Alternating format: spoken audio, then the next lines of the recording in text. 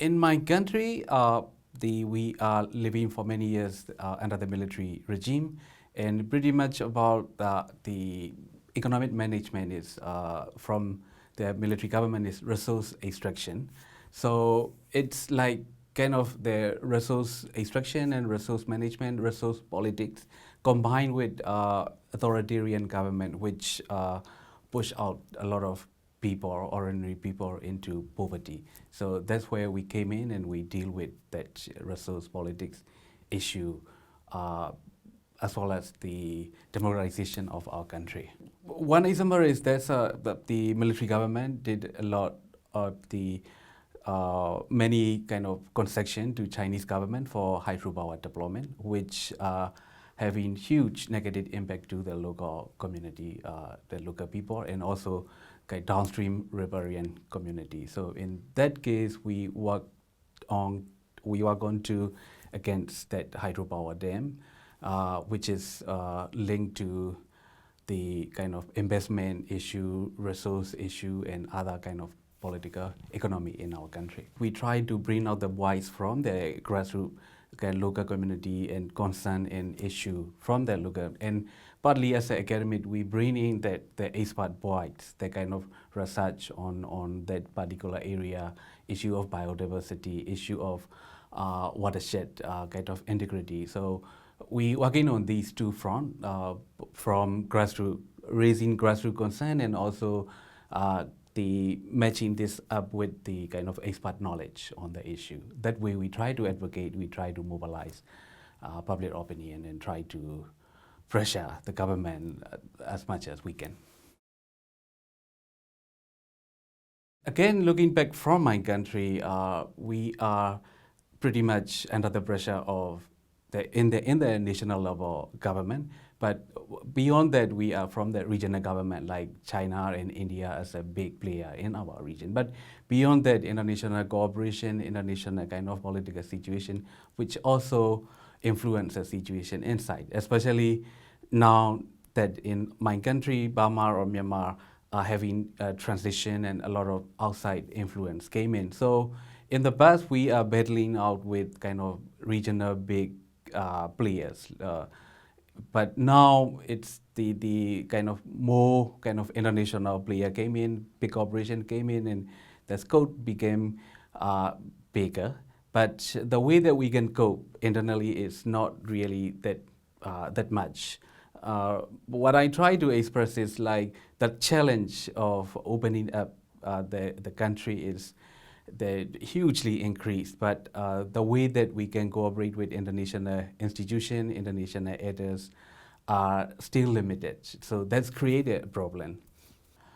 I think the way that we are kind of framing now, it's the more on academic terms. Sometimes I feel like we mix to reflect the grassroots population, grassroots people, and the people in a kind of the localities and local area. So that's what I personally feel missing is how we can reach more to reflect kind of grassroots voice and grassroots concern in an academic area, and also try to transmit this knowledge to media and also to the policymaker and global players. So that will be that could be the challenge, but also that's also what I feel like is a gap. Not listening to them is we are basically, because they are very basis of all these issues, they are the one that directly embedded by all these decision and policy from the above. So mixing them, neglecting them, we cannot really solve the problem. We cannot really find the kind of the appropriate approach to improve that situation. The development kind of narrative that kind of neoliberal and other kind of in this conference we talk a lot about the kind of securitization and then so all these kind of big narrative are really influencing that national level policy, which go down to the local area and having effect. the discourse from above is going down on the ground, but the situation on the ground is not really reflect on the kind of that meta narrative as much as it should be. So that's a challenge. That's I feel like that also big challenge what we've been witnessing right now. But again, going back to my country and very kind of isolated community, we are now more connected to the outside community, outside research institute, partly because of technology and other things. So we are now transfer the knowledge more quickly, and we are now if we want to study on the situation on the ground, we can more easily reach to that situation on the ground. That's are the opportunity that we can narrow the gap between kind of policy on the ground and kind of narratives and the other sort of the academic sort of approach on the above level.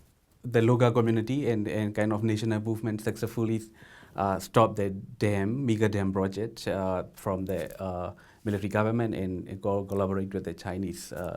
In that situation, that the voice of local community and the concern and issue are quickly brought up to the national and also to the international, and also kind of the river expert and other sort of the hydrologists and all these expertise and issue and concern from the academic sphere are quickly brought into national sort of discussion. So in this way, we have more sort of the public discourse on issue, public discussion on issue, and quickly we can mobilize the people and also influence the policy.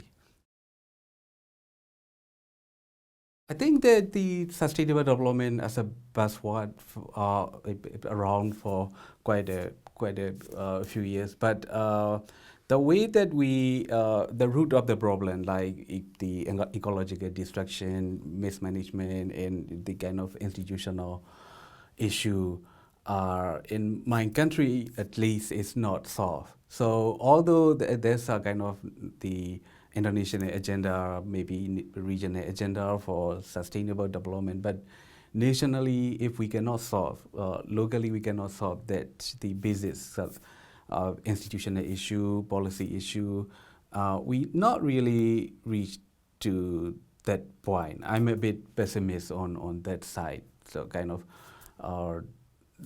when we looking at that frame, set a good frame to move into the good direction, but that another way experiencing in my region, in at least in Southeast Asia, is government are hiding behind that, not really doing real sort of changes on the ground, but using these buzzwords as a way forward, not really doing things need to be done on ground. I think international level of all these discussions will they help to formulate and help to bring up the new idea. But how much of it can really attribute to the practical action, practical work on ground for the people? That's a challenge. That's the question, I guess. Yeah. Again, I'm going to bring that how we can really contribute to have a good impact on ground. That's a message. How we fine with all these kind of great ideas and concepts and approach, but how we really improve situation on the ground.